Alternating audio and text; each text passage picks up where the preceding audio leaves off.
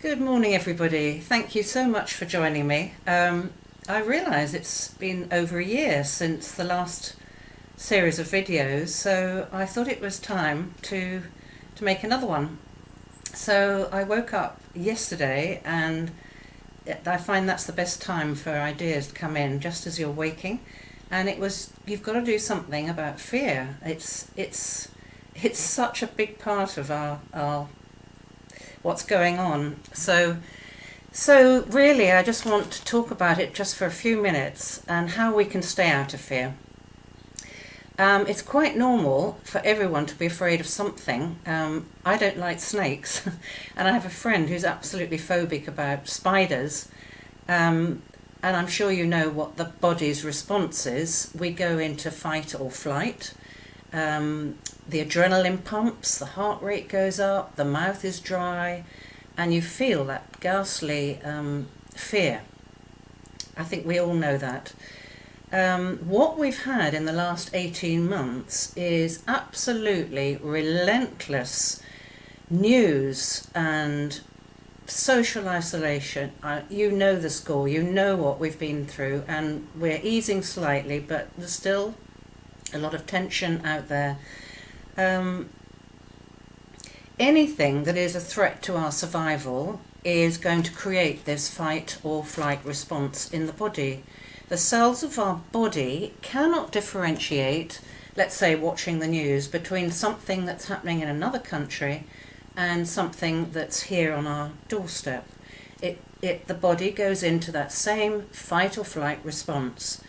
Now, if this goes on and on and on, which it probably has been for an awful lot of people, the body just can't cope with it all, and the body gets ill. It's the body's way of communicating with us that something isn't right. So I can still see that fear in people's eyes above the masks, and one of the things that we can really do to help this is to send compassion to people. So how can we, let's just summarize now how to reverse the effects of fear in the body. So what I've started doing is watching very little news on the television. I might listen to it on the radio a bit more frequently, and I observe myself watching the news. So I'm listening to the news as an observer. I'm not engaging with it. It's not impacting me in a way that it has done in the past. So that's one of the things we can do, and that means that we are more we are in the world, but we're not part of it. So we're less engaged.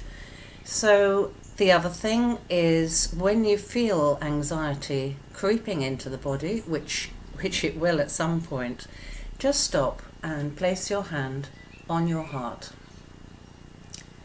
You might want to do it now. As soon as we do that, wow, our attention is taken into the body, into the heart space. Ooh, that feels really good. I should have done this sooner. I was a bit nervous.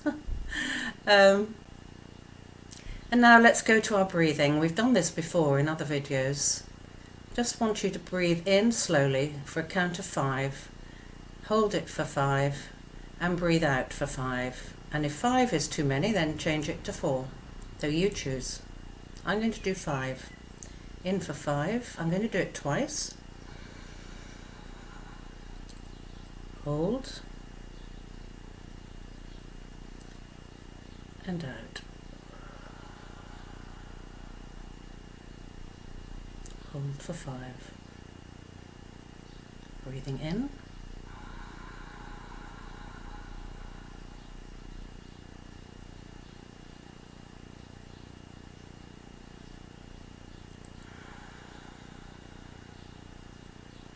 And hold. Wow. Just 2 breaths like that, and I feel completely different. Much more grounded, much more centered. Wow. So hand on the heart and breathing. and that will bring us into a peaceful state. And that's what we have to create in our homes. If you have a garden, create that in your garden so that you surround yourself with peace, a sense of peace. Do nice things for yourself. Get out in nature. I've just been away on a camping trip with a friend, and we laughed and chatted to all the other campers and walked and ate nice food, and it was such fun. So that's what we need to give ourselves, fun.